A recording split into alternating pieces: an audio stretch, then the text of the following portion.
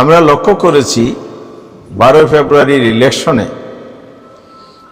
প্রথম ধাপে, কারণ ইলেকশনের তো কয়েকটি ধাপ আছে, একটা হচ্ছে ভোট গ্রহণ, দ্বিতীয় হচ্ছে ভোট গণনা, তৃতীয় হচ্ছে ফলাফল প্রকাশ। এই 3 ধাপের মধ্যে ভোট গ্রহণের বেলায় আমরা অতীতের তুলনায় কিছুটা গুণগত পরিবর্তন দেখেছি। খুনাখুনি, বড় ধরনের সহিংসতা তেমন দৃশ্যমান ছিল না। তবে ভোট গ্রহণকালীন সময়ে ভোট কেন্দ্রগুলো ভিজিট করতে গিয়ে আমরা যেটা দেখেছি, সেখানে অসুস্থ পরিবেশ বিরাজমান ছিল নানা ধরনের। অর্থাৎ ভোট গ্রহণ সূচনা সুন্দর হলেও সমাপ্তি সুন্দর হয় নাই। এখানে জাল ভোট হয়েছে প্রচুর, কালো টাকার ছড়াছড়ি হয়েছে এবং কোথাও কোথাও হুমকি দমকি, সন্ত্রাস, মারামারি অথবা হামলার ঘটনা ঘটেছে।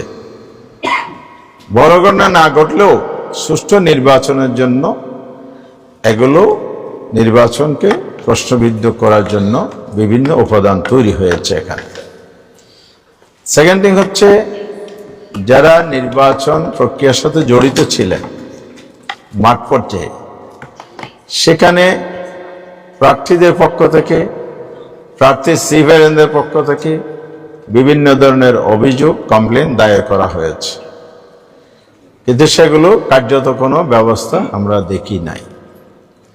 এরপরে আইনশৃঙ্খলা নিয়োজিত বাহিনী, যৌথ বাহিনী, এখানে অস্ত্রোদ্ধারের জায়গাটাও আজকের কমিশনও একই কথা বলেছে যে এখনো 4 শতাধিক পিস্তল হারানো উদ্ধার হয়নি, কিছু অস্ত্র উদ্ধার হয়েছে, আর অবৈধ অস্ত্র তো আছেই।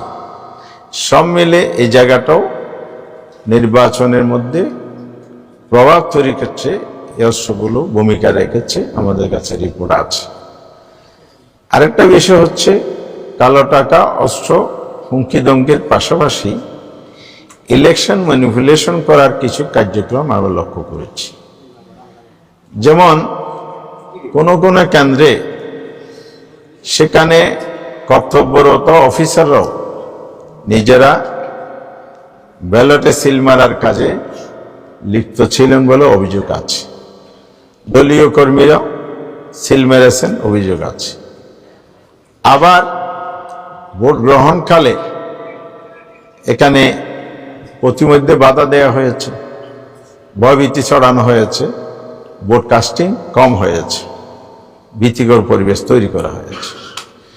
আমরা যারা 11 দল একসাথে ইলেকশন করেছি, তাদের পক্ষ থেকে বারবার কমিশনকেও বলা হয়েছে, স্থানীয়ভাবে বলা হয়েছে, কিন্তু এটার কোনো পদক্ষেপ আমরা সন্তোষজনকভাবে পাইনি।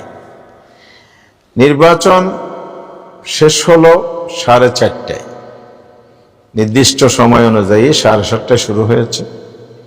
2 থেকে 3 ঘন্টা পার হওয়ার পরও দেখা গেছে ভোট কাস্টিং আশানুরূপ ছিল না। আবার শেষ দিকে কিছু কিছু কেন্দ্রে যে ভোট কাস্ট হয়েছে, 4:20-এর মধ্যে যে রেজাল্টটা রেকর্ড আমরা পেয়েছি, পরে পূর্ণাঙ্গ রেজাল্ট হওয়ার পরে দেখা যাচ্ছে সেই সেম কেন্দ্রে অস্বাভাবিকভাবে ভোট কাস্টিং দেখানো হয়েছে। তাহলে এখানে ব্যালট অতিরিক্ত ব্যবহার, এক্সট্রা ব্যালট ব্যবহার হয়েছে কিনা, এটা প্রশ্ন থেকে গেল।